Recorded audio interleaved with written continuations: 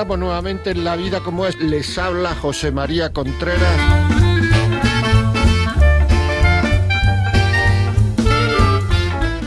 Muchas veces cuando uno habla, pero no solamente en la vida de pareja, sino en las empresas, y no, lo que ha habido es un problema de comunicación. A la comunicación se le echa la culpa de casi todo en esta vida, es decir, problemas de comunicación, no se ha comunicado bien, podíamos haber comunicado mejor, no saben comunicar, etcétera, etcétera. Yo voy a decir lo que es comunicar. Vamos, yo voy a decir lo que otros han estudiado de lo que es comunicar. Comunicar es decir lo que hay que decir a quien hay que decirlo en el momento oportuno y aprovechando que las personas están receptivas. Esto es una cosa que quita la moral a cualquiera, porque es que claro, decir lo que hay que decir, a quien hay que decir, en el momento oportuno y aprovechando que las personas están receptivas. Es una comunicación difícil, porque eso implica fortaleza por parte del que comunica. Eso implica oportunidad. También hay otra definición que es el arte de interpretar el sentimiento ajeno. Esto lo decía Goleman, Daniel Goleman en un libro que tiene escrito y que me gustó esta definición. El arte de interpretar el sentimiento ajeno. Por tanto, ya en esta definición, una de las cosas que nos viene primeramente a la cabeza es que no todo lo que se puede decir se debe decir. La mayoría de los líos que hay en los matrimonios, la mayoría de los problemas, muchas veces la mayoría de las heridas, porque las heridas se clavan en el corazón, no en la cabeza. La mayoría de las heridas que hay en los matrimonios, en las parejas, etcétera, son por lo que le han oído al otro. Ya sé que al otro se le ha olvidado que lo dijo que estaba, pero se lo he oído. Por tanto, hay que tener mucho cuidado con lo que sale de nuestra boca. No todo lo que se puede decir se debe decir. ¿Y la rutina qué es? ¿La rutina qué es? ¿El aburrimiento qué es? Pues mire ustedes, la rutina es lo contrario, digamos, del enamoramiento. No estoy hablando que sea desenamoramiento, no. En el enamoramiento, hemos dicho muchas veces, ocurre el enamoramiento porque conocemos poco a una persona, nos quedamos encantada con ella y entonces todo lo que desconocemos de esa persona, que es casi todo, lo ponemos en positivo. Pues la rutina no es un desenamoramiento, sino la rutina es un aburrimiento. El aburrimiento proviene de no ver nada interesante en las cosas que son interesantes. Una persona, un ser vivo, es absolutamente inabarcable. Una persona aburrida, un niño mimado, por ejemplo, que está aburrido, es un chaval que tiene 20.000 cosas para entretenerse, pero no ve nada interesante en ninguna de esas 20.000. Pues una persona aburrida en el amor, digamos, una persona rutinaria en el amor, es una persona que no ve interesante lo que el otro hace, dice, cuenta, etcétera. ¿Por qué? Porque el problema no está en el otro, el problema está en mí. Es decir, la mayoría de los desenamoramientos, la inmensa mayoría, no son problemas del otro, son problemas míos. Por eso luego muchas veces lo que ocurre es que me voy a buscar a otro, a otra, porque con ese otro seré feliz, y entonces lo que hago es llevar mi problema al otro, a la otra, y al cabo de unos meses, etcétera, etcétera, estoy como con el primero, con la primera. ¿Por qué? Porque el problema soy yo. Y entonces, claro, igual que el enamoramiento, todo lo ve uno en positivo del otro y sabe poco, en la rutina, en el aburrimiento, pues muchas veces uno está absolutamente focalizado en lo negativo del otro. Y además de estar focalizado en lo negativo, como lo conoce muy bien, al contrario del enamoramiento, todo lo que conocemos del otro, incluso lo que no sabemos, lo ponemos en negativo, porque no sabemos cómo va a colgar el pantalón, pero en ese momento decimos, verá cómo lo cuelga mal. Y muchas veces a lo mejor acertamos, pero lo estamos poniendo todo en negativo, y entonces llega un momento en el cual estamos como vigilando al otro para todo lo que hace que no nos gusta reprochárselo. Y eso es un síntoma de que hay que alertizar el amor, de que está uno en la rutina mala. Porque hay rutinas buenas, ¿verdad? Pero hay también rutinas malas. La rutina mala proviene de no saber vivir sin emociones. Ahora mismo estamos en una sociedad donde la televisión, los programas de la radio, los juegos, las diversiones, el ocio, nos están siempre continuamente metiendo en emociones. Y entonces el ser humano, cuando no tiene emociones positivas, entra en la rutina, pero eso es falta de madurez humana. Una persona que no sabe vivir sin emociones positivas es una persona inmadura. Y eso ocurre muchas veces en la rutina. El otro me tiene que estar dando emociones, la otra emociones a todas horas. Sorpresas, emociones agradables, porque es que si no me aburro con él. Uno no se aburre con el otro, uno se aburre con uno mismo. Por eso en muchísimas ocasiones no podemos estar solos, porque nos aburrimos, nos ponemos a pensar lo que no queremos hacer para querer muchas veces. Yo he visto parejas en que uno estaba aburrido y el otro no, pero no aburrido el otro no porque se iba al fútbol o la mujer se iba al Corte Inglés o se iba al teatro, no, sino porque uno estaba peleando por querer y el otro estaba rechazando ese cariño. El que rechaza ese cariño está absolutamente aburrido, pero el problema no es de su pareja, el problema es de él, de ella. Nosotros lo primero que tenemos que hacer es preguntarnos ¿por qué estoy aburrido? ¿Por qué estoy aburrida? ¿Por qué me quejo tanto? ¿Por qué nada me parece interesante?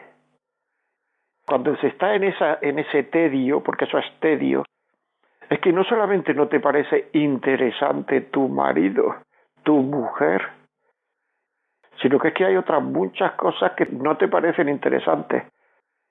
¿Cuáles son esas cosas? Todas aquellas que no te dan emociones.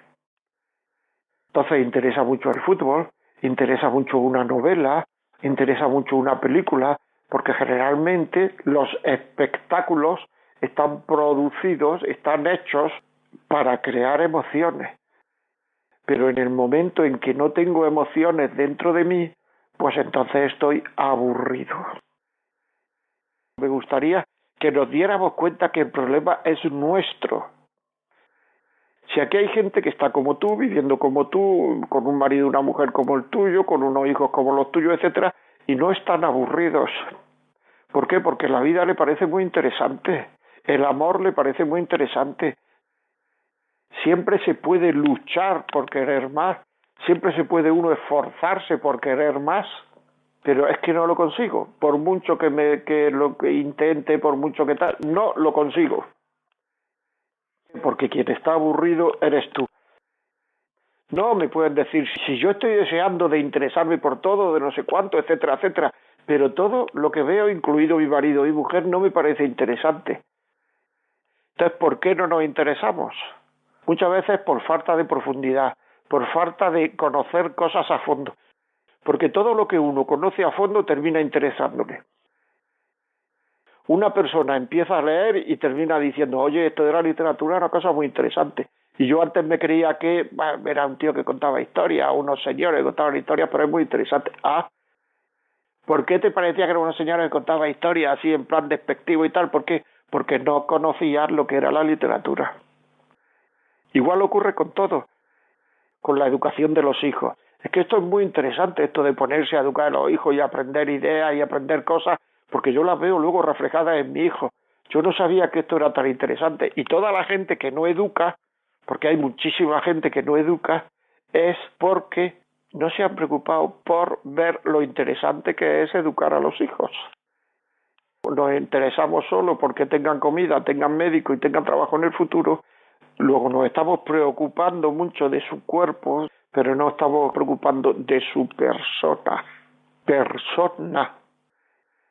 Porque la persona no es solo el cuerpo, la persona es el cuerpo y el alma. Y dentro del alma metemos el espíritu, los sentimientos, las emociones, y eso no está educado. Por eso hay tanto deseducado afectivamente.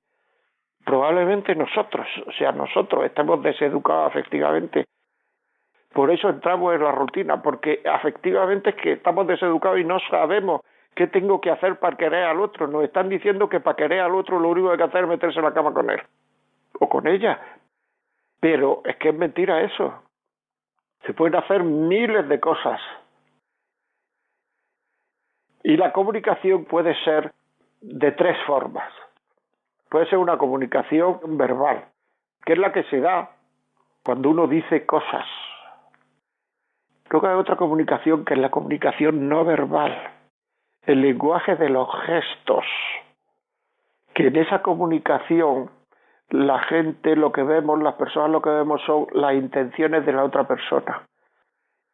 Bueno, no viene fulanito a comer o fulanito y menganita a comer, pero a ti ¿qué te han dicho? No, a mí me han dicho que venían, pero ha hecho un gesto así con la cara que no sé si van a venir. Nos creemos más el gesto que las palabras. Y eso lo que refleja son las intenciones de las personas. Y luego está la comunicación vital, que es el lenguaje de los hechos, de lo que yo hago, de lo que yo vivo. Y lo que refleja son los valores que tienen las personas. ¿Cómo es esa persona? Y eso es lo que de verdad genera confianza. Por tanto, tú en tu relación de pareja, ¿cómo es tu comunicación verbal? ¿Qué dices y cómo lo dices? ¿Qué dices y cómo lo dices? Porque en lo que dices y en cómo lo dices se manifiestan muchos sentimientos. En tus gestos. En tus gestos se manifiestan intenciones, como he dicho antes, sentimientos. Esos sentimientos hay que atenderlos para querer a la otra persona. Esos sentimientos que nos está transmitiendo hay que atenderlos.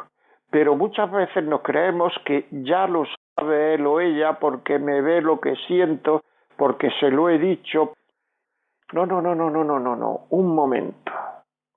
Ya lo sabe él o ella, si no se da cuenta, que muchas veces no se dan cuenta el otro de lo que le estamos diciendo en comunicación no verbal, hay que decírselo en comunicación verbal. Es decir, hay que decirle, mira, me siento así, estoy de esta manera, estoy así. No querer que el otro lo adivine. Y muchas veces para eso somos muy cicateros, es decir, no queremos manifestar. O sea, el otro para quererme, la otra para quererme, tiene que adivinar lo que me pasa. Pues no. Hay que atender el sentimiento, comprender el sentimiento. No hay que pelearse con el sentimiento del otro. Pero tú, ¿cómo sientes eso? Pues si es mentira, si yo te digo... No. Hay que atender el sentimiento del otro. Y luego, cuando la cosa está, digamos, muy emocional, es mejor no meter razonamientos. No te van a entender ningún razonamiento. No los metas. Cuando las emociones bajan, es cuando uno puede empezar a hablar con razones, con la cabeza. Pero meterse y pelearse racionalmente con el sentimiento del otro es una tontería. Si lo siente, es que lo siente. Por tanto, ¿qué le vas a demostrar? Que lo que estás sintiendo es una tontería, pero si lo que estás sintiendo lo estás sintiendo. Que no debía de sentir eso, sí, a lo mejor no debía de sentir eso. No tiene motivos para sentir eso, vale. Pero eso en ese momento no, más adelante. Las palabras se clavan muchas veces y se clavan en los sentimientos, en el corazón. Y como no hay que pelearse con los sentimientos, pues tenemos que procurar tener suficiente dominio de uno mismo para saber ir desactivando las emociones, la tensión. Se puede ir desactivando. No se trata de decir siempre lo mismo, siempre. El otro tiene su tiempo. Y ese sentimiento a unas personas le baja en muy poco tiempo y a otras le baja en un poquito más de tiempo. Y cuando ya el sentimiento ha bajado, entonces podemos empezar a utilizar el razonamiento. Bueno, hasta aquí hemos llegado. La vida como es.